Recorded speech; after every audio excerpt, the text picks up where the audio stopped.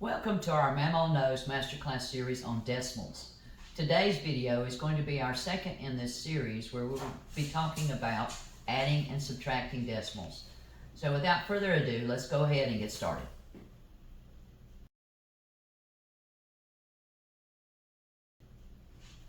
Alright, in our video today we're going to be talking about adding and subtracting decimals. And one of the very first things that you need to understand about working with decimals in addition and subtraction is there's really only one difference in adding and subtracting decimals and adding and subtracting whole numbers. And that basically is when you are adding and subtracting whole numbers, what you work with is as you line them up with the digit on the right being lined up underneath each other.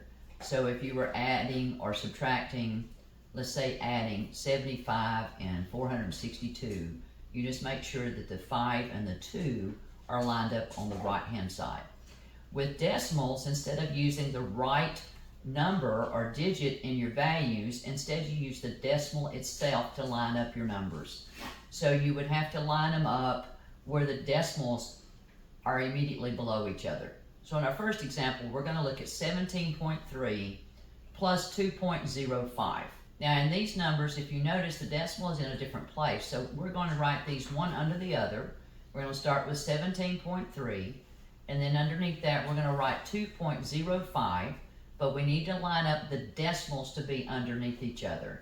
So you're going to have 17.3 plus 2.05, where the 2 falls under the 7 and the 0 falls under the 3. Then we're going to add them together. When you line this up, if you'll notice, the 3 doesn't have anything to its right, but if you go down to your 2.05, you have the 5 going out beyond the level of the 3.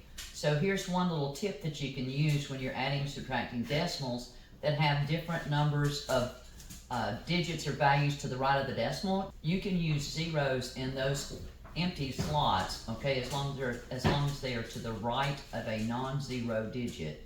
Like for example in 17.3, you can add a 0 to the right of the 3 to act as a placeholder so that you have something to add to or subtract from. So here we're going to have 17.30 plus 2.05. Then you just follow your normal addition steps. So we have 0 plus 5 equals 5.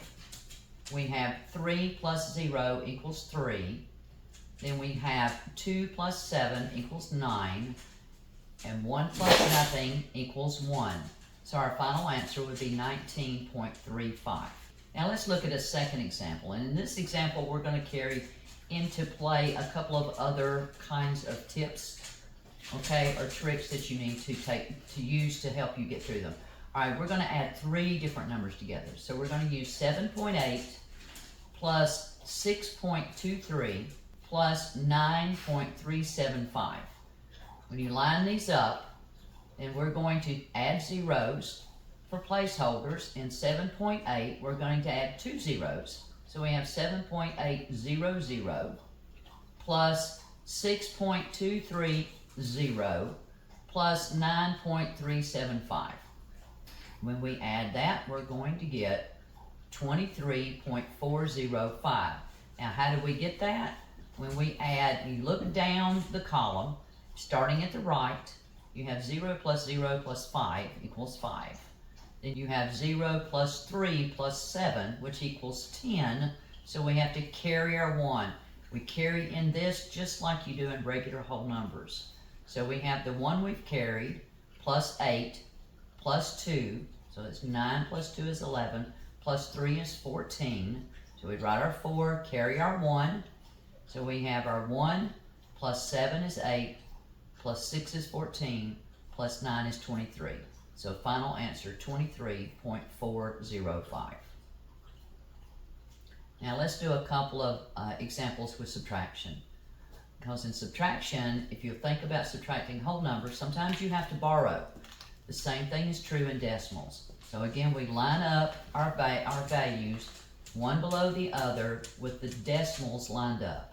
So in this first example, we're going to look at 42.025 minus 16.4. Now remember, we're going to use zeros for placeholders. So in 16.4, I'm going to write it as 16.400 because we have 3 place values in 42.025. So we need 3 in 16.4. So it'd be 16.400. All right, we just line them up with the decimal. So we have 5 minus 0 would be 5. 2 minus 0, which would be 2. Then we have 0 minus 4. We can't subtract 4 from 0, so we have to borrow. We go over to the 2, borrow from it, it becomes 1. Our 0 becomes 10, so now we have 10 minus 4, which equals 6. All right, then we have 1 minus 6, so we need to borrow from the 4. It becomes 3. Our 1 becomes 11, so we have 11 minus 6, which equals 5. And then finally 3 minus 1, which equals 2. So our final answer would be 25.625. All right, let's look at one more problem where we're going to look at slightly larger numbers. Okay, we're going to start with 263.14 minus 78.325. Now if you look at this one again, we have to line it up by the decimals, which means on the 263.14, we're going to add a 0 at the end because 78.325 has 3 decimal points in it, so we want 3 that we're subtracting from. All right, so we have 263.140 minus 78.325. All right, starting from the right, we cannot subtract 5 from 0, so we need to borrow. So we're going to borrow from the 4. It's going to become 3, and our 0 will become 10. So now we have 10 minus 5, which equals 5. We move over to the 3 minus 2, which would equal 1. And we move over to 1 minus 3, which we cannot do, so we have to borrow again. We borrow from the 3, the number immediately to the left. It will become a 2. Our 1 becomes 11, so we have 11 minus 3, which equals 8. And we have 2 minus 8, which will not work, so we have to borrow again from the 6, which becomes a 5. So now we have 12 minus 8, which equals 4. Then we have 5 minus 7, we've got to borrow again.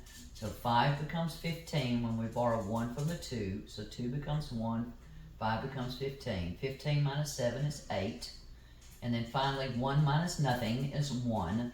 We're going to leave some bonus problems for you here to give you a chance to try your luck and see if you know how to do these. Please, you can comment at the end if you have any questions. The answers for these bonus questions will be in the video description, so you can check your work. I hope that this was helpful for you. Thank you for watching. If you liked what you saw, please be sure and like and share our videos, subscribe to our channel. You have a wonderful day.